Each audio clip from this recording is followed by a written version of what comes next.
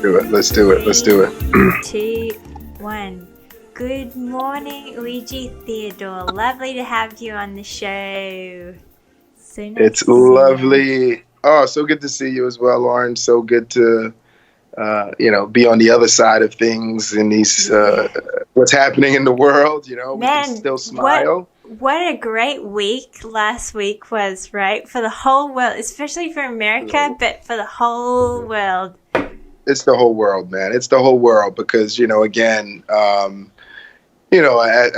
America has found a way to weave itself into the hearts of, people all over the world. And when you have someone that comes and rips that out and creates division and so on and so forth, it's a good place to be in. We celebrated for a day and now the real work begins. The real work begins.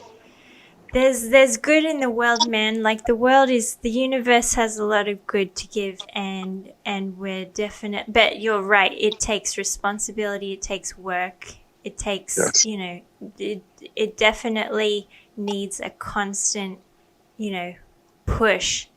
Actually, can you describe what it was like on the? Was it the Friday? On the ground. Yeah. Yeah, on the ground. What was interesting is again, it was after Tuesday, we went into Wednesday and Thursday and it started dragging itself. It was tense. It was tense here and folks were glued to it was like watching the World Cup. Yeah. Folks were super tensed. Folks were trying to figure out like what's going to happen. And it was just, in my opinion, it was just too close, which means that, it's a reality that we live in the divided states of America. As much as we want to think that we are, super united. And I do still believe in that concept, but we just have to accept the difference in opinion, the difference in, views and how people see the world. Because people go into that voting booth or people make their decisions based on, how it ultimately affects them as individuals, not as a country. And in the last two elections, I voted as a country because I'm not personally, God bless Hillary, God bless Biden, God bless Kamala, but it was just, I went in to vote as a country. Yeah. We were voting against, we weren't necessarily voting for, but I came out, I got out the train station and, it was just a celebration, because the decision was made. CNN called it, I was underground. And when I came above, I saw this little girl, man. This little girl, she couldn't have been more than 4 years old. And she was like, Trump defeated. And I was like, oh, man. She was celebrating. I was like, and the horns. And again, like I said, for me, it wasn't necessarily a celebration. It was more of a relief. Yeah. Absolutely. For Black people in America, it's a relief. And again, God bless the vice president-elect, being the first Indian, the first African-American. But the reality is she has a history of, incarcerating, Black and brown bodies. Biden has a history. So again, we didn't go in there. I didn't go in. I went in voting, I went in to vote as a country, not as an individual, Yeah. Because if I was voting as an individual, I would have probably voted for, I don't know, myself. Yeah, man. I mean, it was, I think that sentiment is shared amongst most people. And I think it just rings home, how much responsibility all individual people really have on their own community and their own bigger community as a country, as fellow citizens of the world, Of the world, yes. Yeah. Yes. Actually, so this year I've been thinking about the idea of community, culture, and nature, and how those three ideas really, are the foundations of like who we are as people and how we exist together. And that's why, I'm so like pleased to have you on the podcast, because Thank you. I really wanted to share with my listeners, your story, how your story coming from two different countries, identifying yourself as, and, someone from two different countries, and building the Brooklyn Circus and then the BKC, and that beautiful community that you've managed to foster and nurture around your business. So can you just share with us, your story, man, like, coming from Haiti and just from the beginning. Let's go. Yeah, it's amazing that you say community, culture, and nature. So, I just came from my morning walk in the park, and and I do it every morning. This morning I went a little early. I normally do it at 8:30, but I knew we had our calls. So I was like, all right, I'm going to go at 7:30. But it's just amazing that COVID, Corona, the whole thing, I spent 6 months in Haiti because of that. I opted to stay in Haiti because, again, I'm of these two cultures. I'm Haitian and I'm American. On any given day, I'm one more than the other, but it's always a mix of both. And so I opted to stay in Haiti. And what was interesting about that decision was that the pressure was on me to come back to America because that was deemed to be the safe place.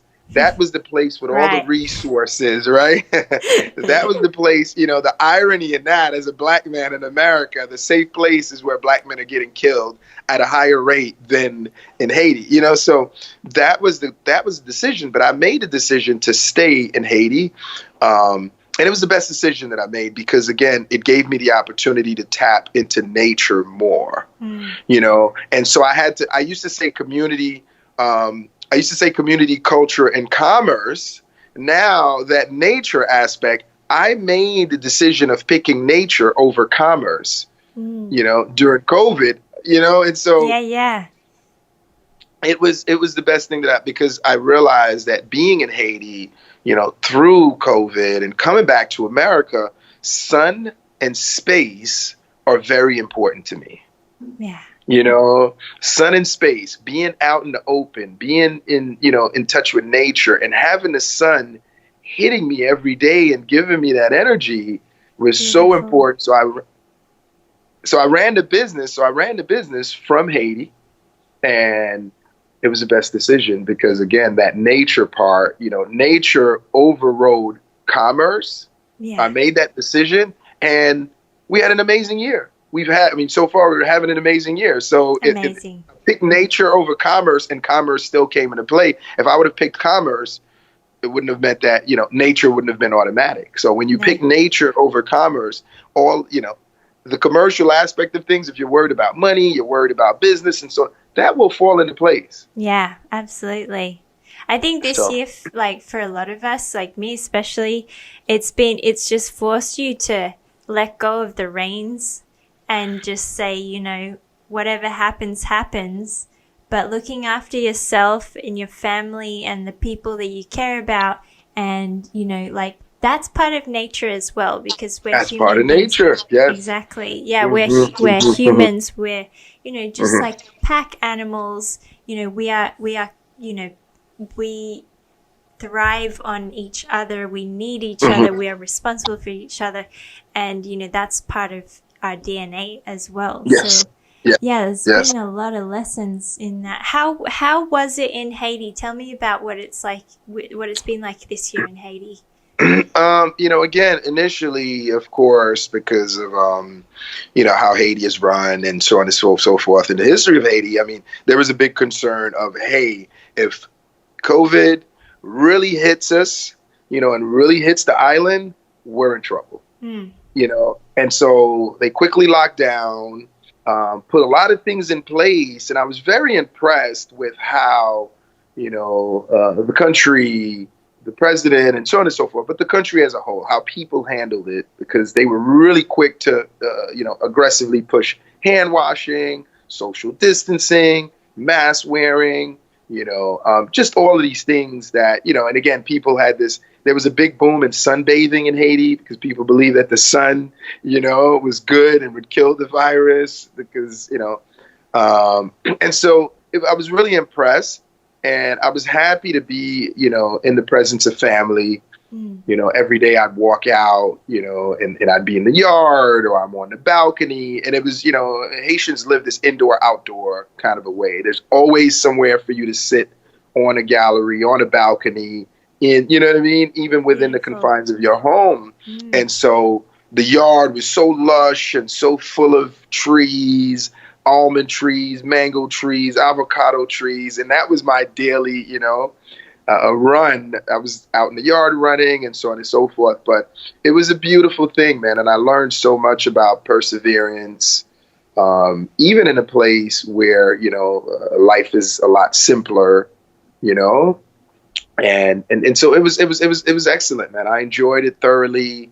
And when I left Haiti after 6 months, was coming back to New York, it was a boohoo fest. We were all crying, the family was crying because it was like, wow, we got so comfortable and so much closer as a family that, folks are like, yo, when are you coming back? We were all in tears, That's, That's beautiful.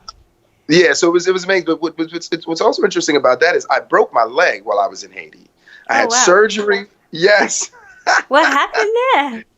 I was running in the yard. Tree. Right. No. I'm too smart to know that. Listen, man, get a stick and figure out, or get a young guy to do it. But I was in the yard running. I would do these, runs in the yard. Yard is big enough for me to kind of circle it and do 3 miles a day.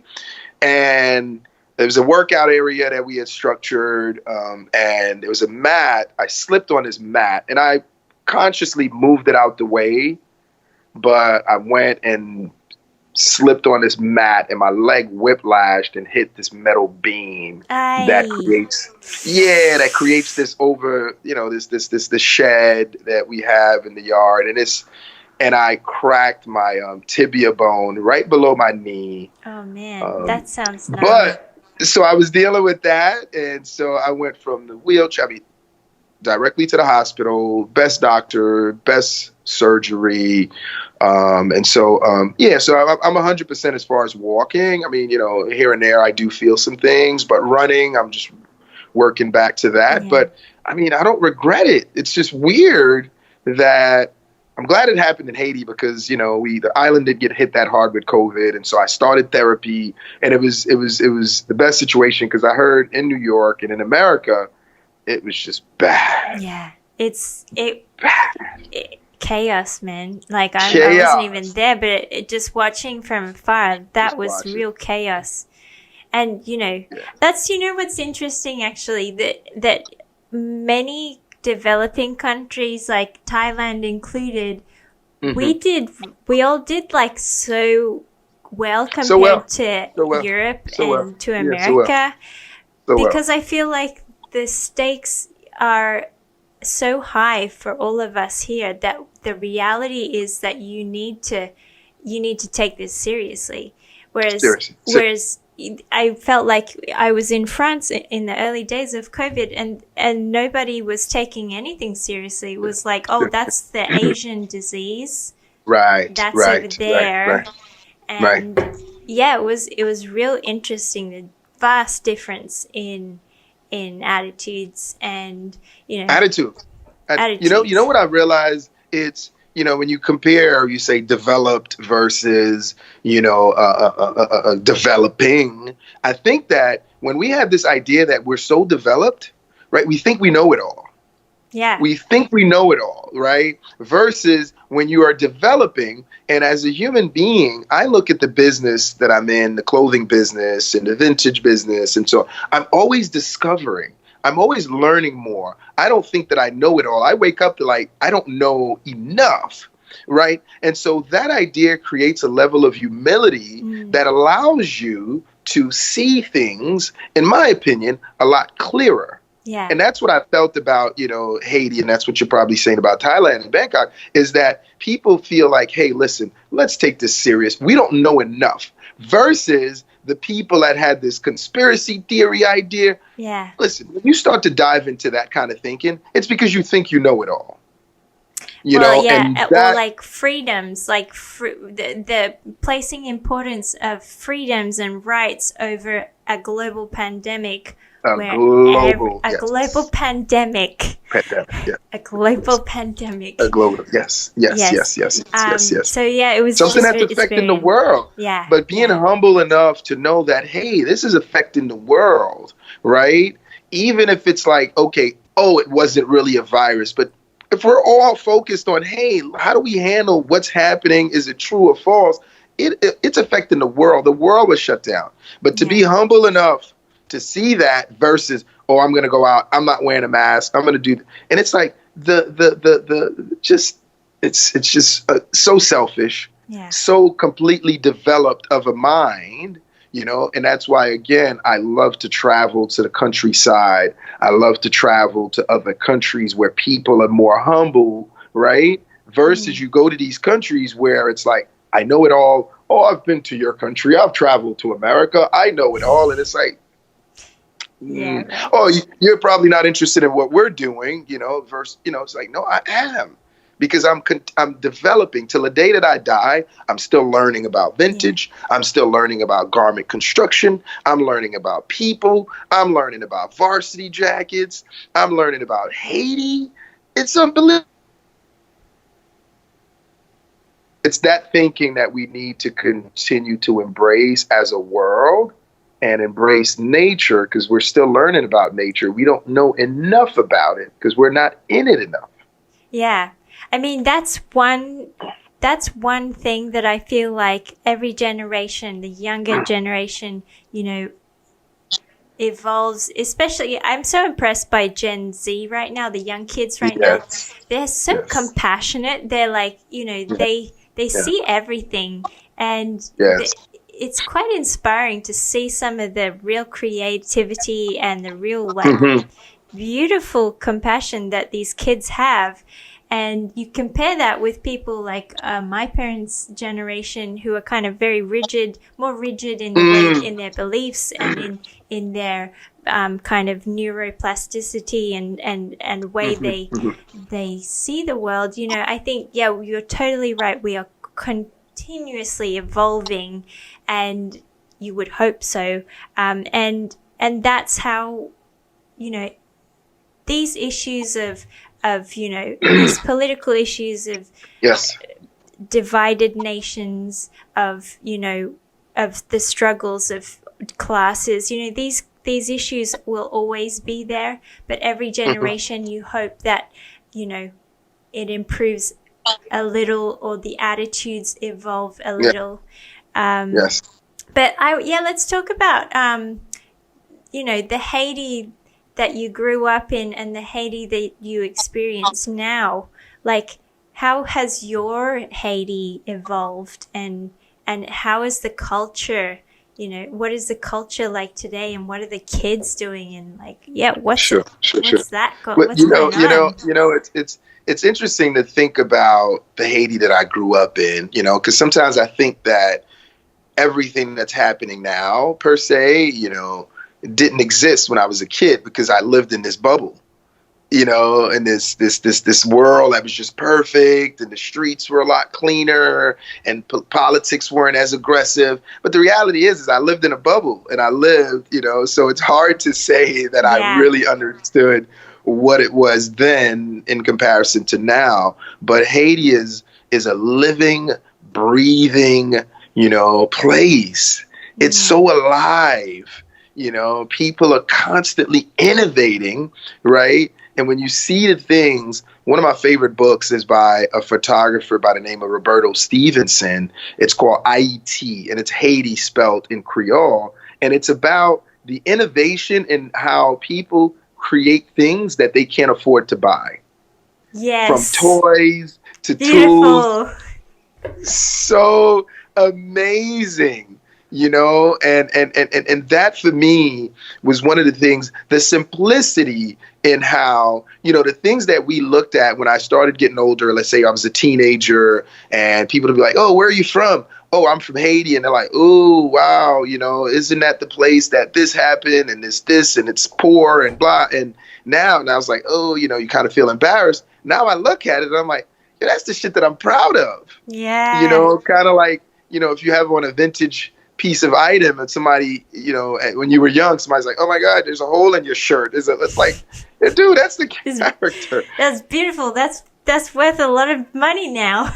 That's worth a lot of money now. And so, and that's what Haiti, you know, being in Haiti that long, the longest I've been in Haiti in my adulthood was the last 6 months. That for me, the charm in seeing how people navigate and how we as a people want to live, we want to thrive, and we want to be alive. So no matter what you think, you know, suffering looks like or poverty or whatever it is, there is a joy, you know, there's a joie de vivre that's there in Haiti. And you're like, wow, how did I miss this? I'm sure right? that was so inspiring. It's so inspiring. Design process too. So inspiring. The sun is shining every day, you know, and if it rains, it'll rain for, you know, 30 minutes or an hour, or it'll rain at night, all night, and then boom, you wake up and you're back to, you know, the sun. And so for my design process, it was just the colors, the texture, and how things age, you know. What we call vintage per se, and there's a big growing a secondhand market in Haiti. And I want to do a project, and I initially wanted to do this project on, you know, what happens, of course. And there's a lot of stuff being sent to Haiti. A lot of it is trash. It's, you know what I mean? Junk stuff that comes from fast fashion. That's that what ends we up get in here too. Some of it's but real you guys cool. have. Some of it is right. But you have the pickers. I'd love to train pickers in Haiti to figure out to pick, to then find those gems, right? To find that 1% of this, you know, mess that gets sent, and to create an industry from that and create culture. Because the kids on the streets, you know, I haven't necessarily seen this consistent style in Haiti yet. There's a consistent way of making things, right? That has this brutalist kind of vibe to it. But as far as style, I haven't necessarily seen that in the youth yet. And I'd love to foster, I'd love to get on the ground and see more of that, you know? That's a big ball of potential right there. So much potential. Yeah. That's so much that's potential. A cool project, man. Yeah.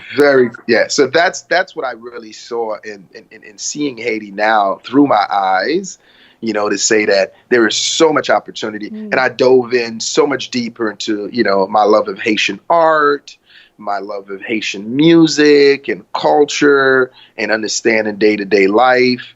And so it was just, I mean, it was a blessing. And I was planning to do that. My goal was to, like, when I have the time, when I can make the time to spend 3 months in Haiti, and then COVID hits and it's like, oh, you always had the time. Yeah, exactly. You just had to do it. You just had to do it. So now you're going to be, from now on, you're going to be working from Brooklyn and Haiti for full time. Yes. Full That time. is part of my routine. Absolutely. And I no longer have this fear of feeling like I have to be in America. I have to be, you know, at the home base. No, home base is anywhere you can prop your laptop, prop this phone, connect to Skype. You know what I mean? I've been on Skype for years, but, you know, connect to Skype, connect to Zoom, connect. I was like, I got to find my password. Right. Yeah, I love it. But so like, yeah, I mean, I can't wait to see what you've done with all this inspiration. Speaking of which, like, so it's fall now in the US. It's getting cold. It's varsity season. That's definitely something that's very iconic for you guys. What's going on with varsities this season? What I realize is, again, you know, back to COVID, that I needed to streamline the way I saw things, needed to streamline the way I collected data, needed to streamline the way I released product, you know? And so I did exactly that. And this season, we decided to slow things down, go deeper, go back in our archives. Like one of my favorite places is to go back and, you know, dig into the Brooklyn Circus archives. And so doing that, we started releasing varsity jackets one by one, and it's been so good, so successful, and so enlightening. And so we've had, we're having a really good, end of year, or last quarter because of varsity season, and planning for 2021. We have some really good projects we're working on, and it's really about the varsity jacket. I'd love to work on one with you guys, what you're doing. Love what you're doing, and to see it from start to now where it's at. I'm like, she did the work. She did the research. Thanks, I love it. Means a lot. I really. love it. Thank you. I love it. So that's really where we're at. We're really using the varsity jacket as our canvas, as our, it's the place that we say everything that we want to say. It's the place that we learn from and evolve, because everything else that we've done, I don't feel as confident as I do about, my knowledge and, what we've done with the varsity jackets. Yeah. How's it been, for production this year, and like how's that shaping how you're kind of seeing how you're going to produce next year? Because the fashion industry has really been turned upside down. Production was crazy this year, with so many so many factories in so many countries having to lock down, go out of business. It's been real crazy. How's it been for you? And has this kind of put any new perspective in how you're running your business? Oh, without a doubt. I mean, some of the things that I always like to explore and experiment. And I was, again, research and development as a small company, that's an expensive thing for a big company, and so I started to focus and research and develop things, more in the varsity space. Our partners in that space, they were able to reopen quickly enough. Our partners in the fleece space were able to open up a lot quicker. It's just, we were lucky enough to know that the thing that was driving the business and the horse, that was driving the business, those stables were able to reopen quickly. Some of the stuff that I wanted to experiment on, I couldn't, right? But this is all outside of the varsity space, which meant that it's like, you didn't need that. You know what I mean? The whole idea of doing these fashion shows and presentations and these cool explorative collections. And it's like, you spent a lot of money doing that and it doesn't add up. It fills me as a creative, but for the business itself and for the consumers who were waiting for like, hey, when are you going to re-release this? When are you, they wanted, because the varsity for our consumers is that point of entry where they're okay with saving and buying a varsity jacket instead of spending money on a $45 or $54 or $38 t-shirt. Yeah. They're like, I'd rather spend that $54 in the jacket, and say I'll save versus buying, some customers feel like, hey, I can afford to buy a varsity jacket and I don't need another t-shirt. Yeah. You know what I mean? Because it was that piece in that item that they know that with full confidence. And that's what happens when the economy is affected and people are, losing confidence. People buy things that they are very confident in. Yeah. And it's either very expensive or super cheap. I couldn't agree. Like, I couldn't agree more. I feel like consumer behavior has definitely shifted this year. And, for small independent brands, I think people have definitely been a lot more considerate about where they're putting their money, and definitely considering what kind of brand they want to support, what kind of values they want to support. Values. Right, mm-hmm. Right. And that is so positive, right? That is so positive for, for people doing the right thing. It's like, wow, okay, people had a minute to just slow down and think about what gives them meaning in their life. Mm-hmm. And people doing the right thing with good values, they shine through, And people Hmm. aren't stupid, you know, like people can see They're through so things. not. They're They can not see stupid. through things. So Absolutely. not. Yeah, So yeah. not. You know, because these people are us.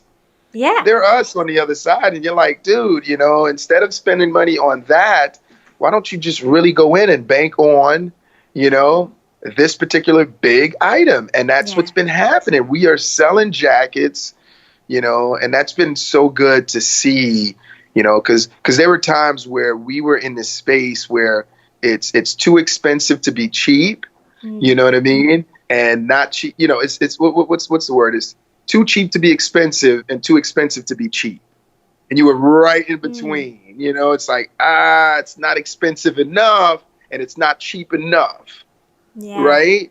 And so when you're like, okay, I'm going to cross over and make sure that you don't have to explain the value and the price and so on and so forth. Mm. And boom, people feel Beautiful. confident because you feel confident, you know? Yeah. So, Beautiful. that's what I think 2020 for sure. And I'm so happy that, you know, I mean, what we had envisioned 2020 to look like, you know, I think we're So getting a lot of the same results, but not the way we had planned for it to happen. Not great. the way we had, you know what I mean? That's fantastic. Yeah, yeah, Really yeah. positive, really positive. And Yes, like, yes. okay, I've seen, you know, you've really been focusing on, you know, brilliant, you know, beauty and brilliance in the black Hmm. community, you know, Yes, in the culture side of your business, yes, and that's been yes. so, you know, so beautiful to see. And Hmm. you know, so I want to know, like, you know, how much is your business, you know, kind of content focused? Did you shift? When was that Hmm. shift? And Hmm. and what made you decide, I'm gonna pick that line and I'm gonna head straight down that, you know, because One of that's the things that I a jump. realized, and that yeah, that we were at one point we were focused on product. And again, it's the Mm. commerce. You know, it's like, oh, you have to sell, we have to hit these goals, and so on and so forth. When the reality is people didn't come there to buy the product; they came there to buy the story. The Yeah. product was a souvenir of the story. You know, and that's really what we're learning to do better in saying that, hey, how how do we become more open, more honest, and more consistent with telling our story? And our story is the story of an immigrant who migrated to America at a very young age, became American, but then realized that he was still Haitian, and then just kind of went back and forth between those two things. And it wasn't even a struggle. It's more of, I mean, early on it was a struggle, but now it's just this fluidity in Yeah. being able to say, yeah, it's just like I am as Haitian as I am American, you know. And these are Absolutely. things that I've had to say out loud here in America and also in Haiti, I you can know. totally relate with that. I mean, you know, we come from very, very different backgrounds, very different spaces, but Mhm. yeah, like I can relate to, you know, being a foreigner everywhere I go, but Everywhere you go, being at home everywhere you go, you know, everywhere you go, I'm everywhere you go. I look like, in Thailand I look like a white person. In Right. in Australia, like I don't sound like that. People from there, they're like, "What's your deal?" Like, you know, and it's just, you come to the, What's your when you're a deal? young person, you're like, "Oh, the struggles of not being understood." But actually, as you get older, you're like, "This is fantastic," you know, like. Fantastic. I am many things. Like, I'm many the things. country I come from doesn't define who I am. You know, I am a myriad of things, and Yeah, that is what yeah. gives you a different perspective on the world that you can share with people That who, you can you know, share. that's beauty. That's It's great, just you know. beauty. And it prevents you from being so rigid because you were talking about, you know, our parents and your parents, you know, and them and being so rigid because everybody looked the same and everybody moved the same. And we, you know, it's just like, it's just way of just like, hey, this is who we are. This is how we worship. This is how we partied. This is how we raised our kids. And now we, as culturally fluid individuals in an industry where it's like, is that vintage or is that new? I don't know what it is. And it's like, it's both. It's whatever I want it to be. It's whatever it is, you know, and that's what I love about the women's apostrophe menswear that you do. And it's like, it's both. It's like, whatever, do women dress okay? like that? Yes. Do women dress like that? Like, why is it so baggy? No, that's the beauty. Yeah. And that's what I love, because there's just this fluid, you know, aspect of existing. Yeah. And it's not a struggle. It's the beauty. No struggles. It's the beauty. If you embrace it, you know, it's a beauty. It's the beauty of it. You can make your home anywhere on this planet, in this universe. Where? Yeah, and you kind of learn that it's all in here. Its home is in here. You know, you can set up your shop anywhere, but anywhere.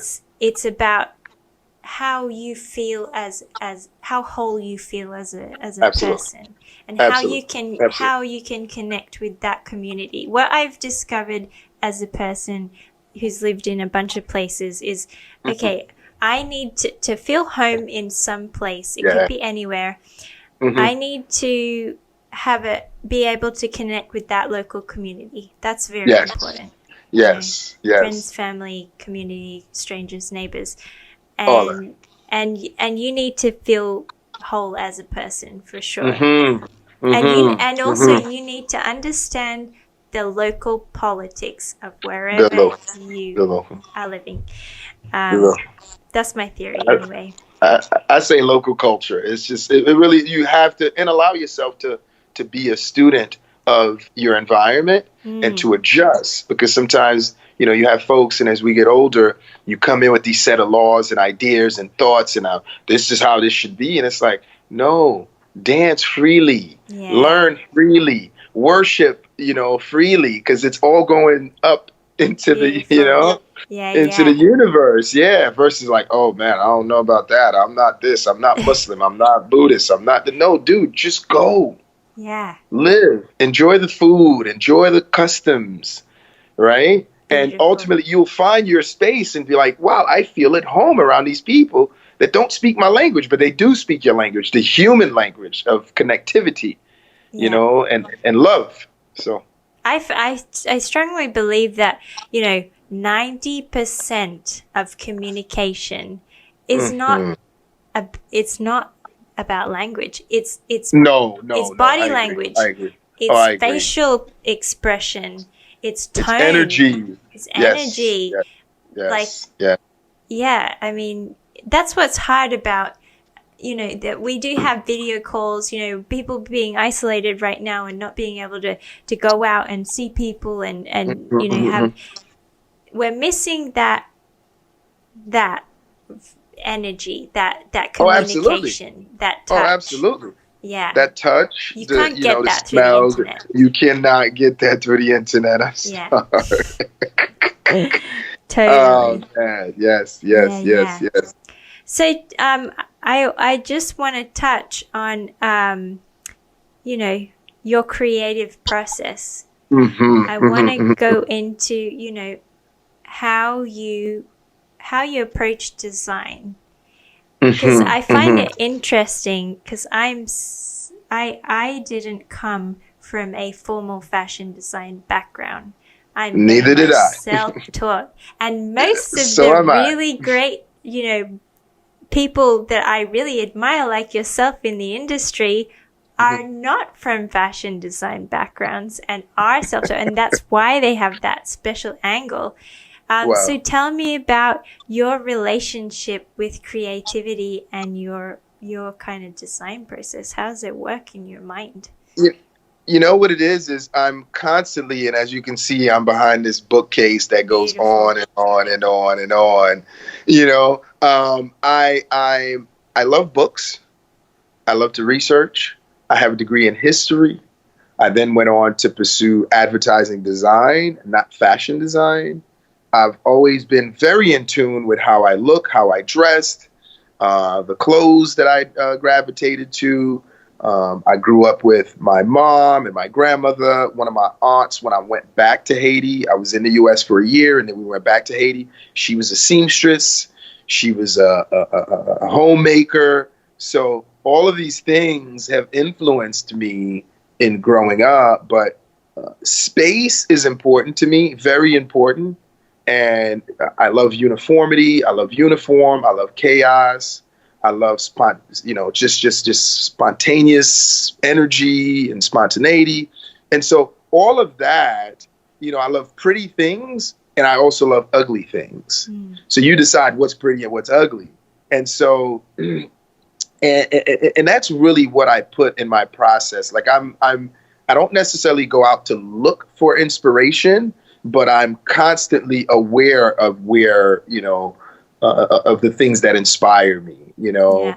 and I'm so inspired by, there's a rigidity in, uniforms that I'm inspired by, but there's also this fluid element of, when you think about rock music and punk and hip hop, there's a uniform, but there's also this no rules apply, Yeah. kind of a thing that goes with that. And I love that. That's I that love that. I love chaos. That's the chaos. I Yeah. love DIY culture. I love, and it's so for me, I think my creative process always starts with visually seeing as much as possible, whether it be in the books and also seeing things differently. Because I'll go back to books that I bought, 10, 15 years ago, and flipping through them today, it's like, yo, I didn't see that. Like, what was that? And it's just like, it's the center and the focal point of the book, but I didn't see it 10, 15 years ago. Yeah, yeah. So that for me is also and I'm also looking to see how I can refine things versus trying to invent. I look to see how I can refine things. How can I make this item better, for tomorrow? And better doesn't mean that it's better forever and ever and ever. No, it's better for tomorrow. And then, someone else takes it and they make it better for the next day, and so on and so forth. And by the time it comes back to me 10 years later, I'm like, okay, there's one thing that I'd like to add to this. Or it's like, there's nothing to be added. It's there, and then the next generation might take it on and flip it upside down. So my creative process is that I'm heavily inspired by history, by books, by how humans live and interact with goods and things, by art, by philosophy, by just all things that some of it you can touch and it's tangible, and some of it you can't. Absolutely. So I don't go into the design process where I have, this amazing library of swatches, and we go and we sketch and we create this, this line plan. I mean, ultimately I back my way into that, but ideally it's like I see this item and I'm like, wow, this resonates, Yeah. Sometimes it's something as simple as the interior of a luxury car. I'm like, there's something about that, or a vintage car. Yeah. When you see the body and the shape and the lights, and you're like, wow, like, this is awesome. This is so, it's just so simple. It's not as sophisticated as the world is now, but there's so much beauty in that. Yeah.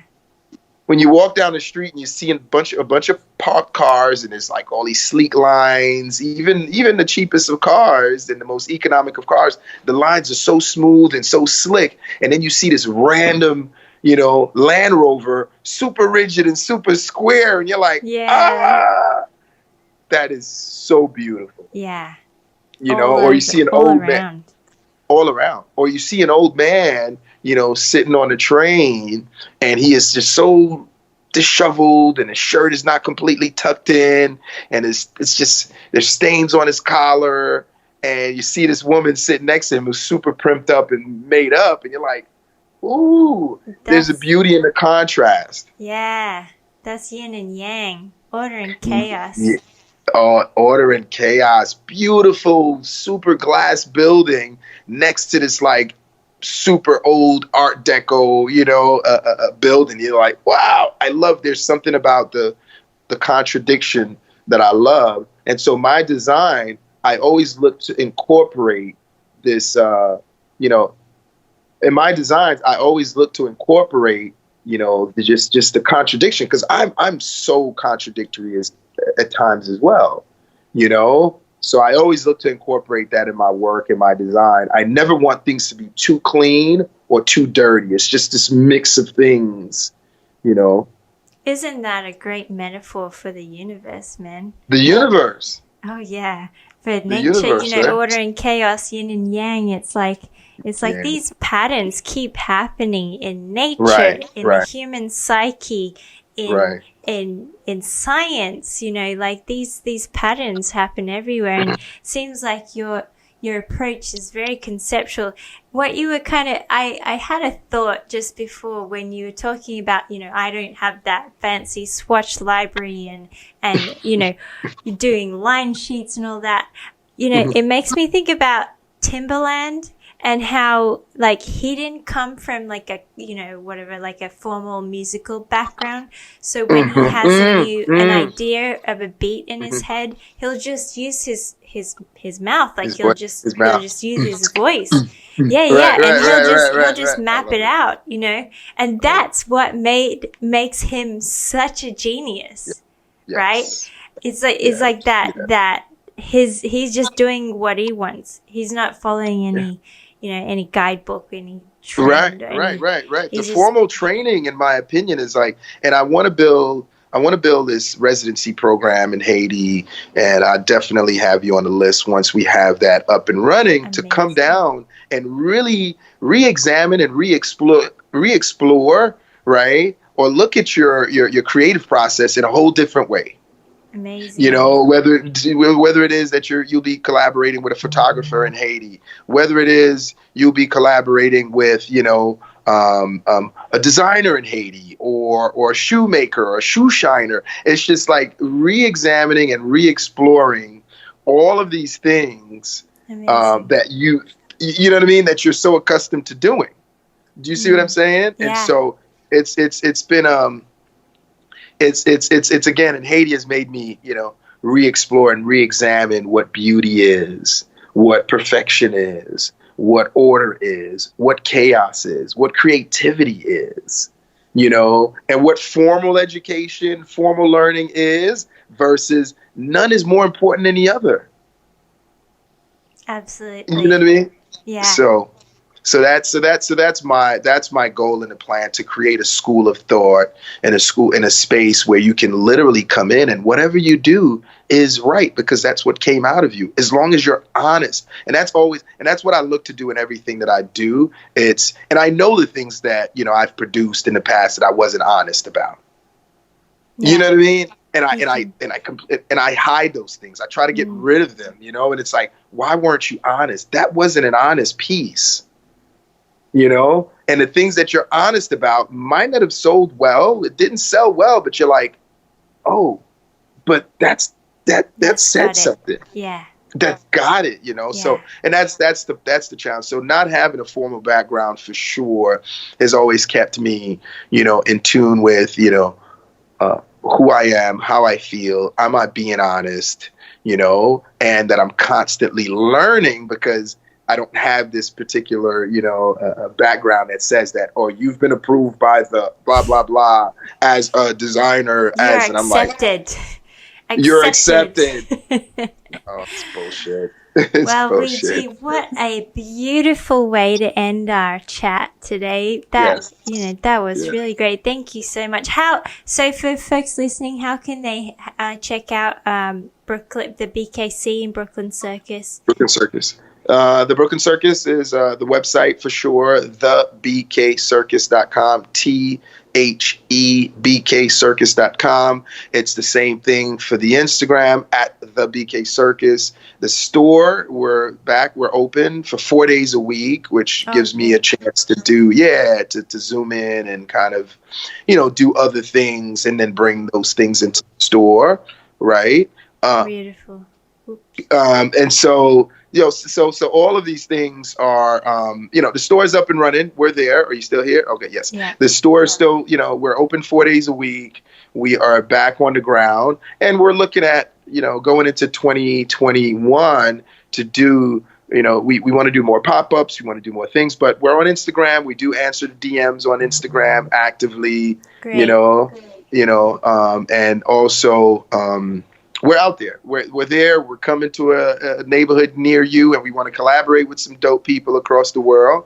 But we are on Instagram and on the website. And if you click on the culture section of the website, oh man, recommend. I told you I want to do a piece. Recommend. I want to do a piece on you, Lauren. Man, and so shucks. and so we're the website, the store, and Instagram for sure. Great. Well, thank you so much, sir. It was a real pleasure. Absolutely. Bye, everybody. Thank you, Lauren. Peace. Peace.